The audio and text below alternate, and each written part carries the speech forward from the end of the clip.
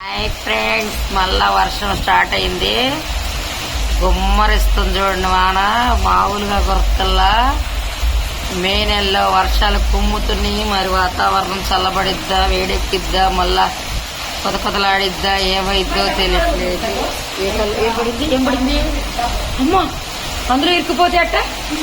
అరే నేను అందుకే ఇందాక డబ్బా అన్నా. రే అమ్మాయి ఇప్పుడు మళ్ళీ అసలుకే వచ్చింది తిప్పులు. ఇప్పుడు అయ్యో కిందకి దిగిపోద్దా? నీళ్ళు పడిపోయింది. ఇదిగో చూడండి ఎంత ఫోర్స్గా వస్తున్నాయి. చూడండి ఫ్రెండ్స్, చూడండి.